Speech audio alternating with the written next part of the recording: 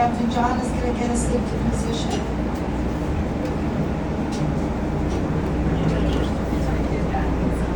And we're just going to go up to the front of the port side. The port side is laying flat. And I think we're good here. Yep, so we're going to pull up and give everybody a look at that anchor. Now the port side is laid flat, just like we were going alongside of it. So when you go over it, it's like when we would be walking alongside of it.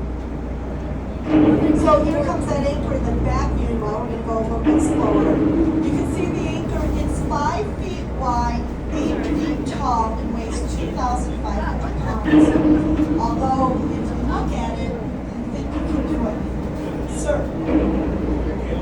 Sir, over here. Come right here. Oh, there he is.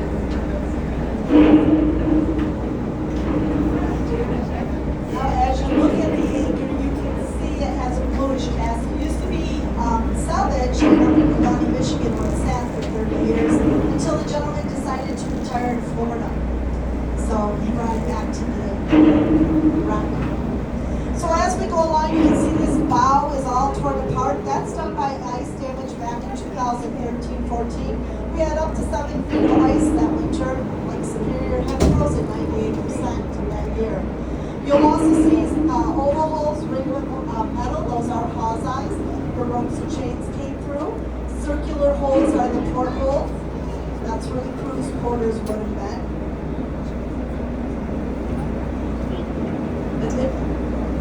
And this ship was made out of white oak, just like the Bermuda. That was the shipbuilder's choice of wood. It had a nice tight grain. You might also see along there a piece of wood that's a little higher than the rest. That's a rub rail. It would rub against the dock, because when this vessel was built in 1890, we didn't have car tires or rubber bumpers to put between it and the dock. Now coming into view, you're going to see a hoist wheel. It's 3 feet in diameter. It weighs 100 pounds. And it was run by a secondary engine. And what they would do is they would hoist lumber to the decks of the Howler after they filled the hole. And they say they would get up to 1,000,000 board feet on top of this vessel. I'm not sure about that. That's a lot of lumber, right? But that's in what we use for the ships.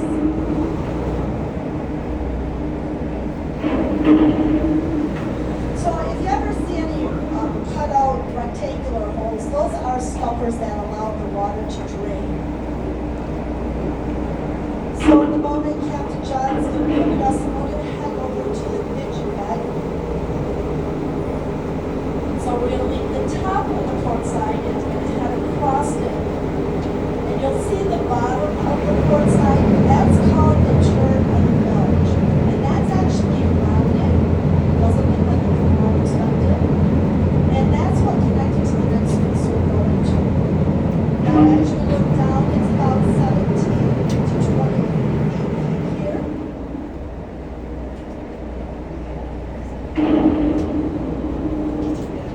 And we're going to head over.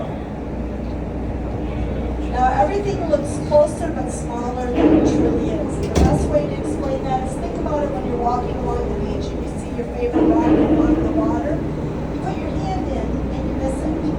Then you do it a second time and you might be lucky, but if you're like me, you missed it again. And then the third time you put your arm in deeper, you got your sleeve wet, you pull the rock out, and it's a lot bigger than you thought it was going to be. So now we go running to the engine bed, and the first thing you're going to see is 3 main beams. You're going to see these bolts coming out of there. They're 5 feet long. Some of them still have the nuts attached. This is where the 485 horsepower compound station used to be. Sometime in the past, we don't know when, they blew it up to salvage the 80-pound brass bearings in it. We figure it happened during maybe World War II when they were scavenging the lakes for metal for the war effort. After we leave those beams, you're going to be looking at a lot of metal on top of the engine bed pieces. You'll look and see some steam piping, some weird pieces, and then you'll look at some of it and go, it kind of looks like railroad track. Well, guess what? You'd be absolutely correct. Now, why would there be railroad track on a shipwreck. Well, think about it. This was a ship that was 210 feet long, and they had coal to power it. So they had carts on rails to help move the coal from where it was stored to the engine. Now, as we go along, you'll see the debris dissipates, and you'll see the bottom structure. The main beam, the keelson, and it'll lose its cover in a moment. The sister keelsons that look like 6x6s are going parallel to that keelson. That gives some automatic stability to the bottom. And the ribs go down below perpendicularly. There's double and triple ribs. Now, as we leave this, you'll see all those disappear. The keelson breaks off, and you'll see the actual keel. The keel is the first board they laid in 1890 when this vessel was built. And if there's any woodworkers, you'll recognize some of that joinery down there. There's nice scarf joints. And remember, this hit a reef, was blown apart, and has been sitting down in Lake Superior for 99 years. So they did some good joint work. So now, in a moment, Captain John is going to pivot us, and we're going to head out to the reef. Now, the best way, it's a pretty calm day, but if you feel a little unsteady, just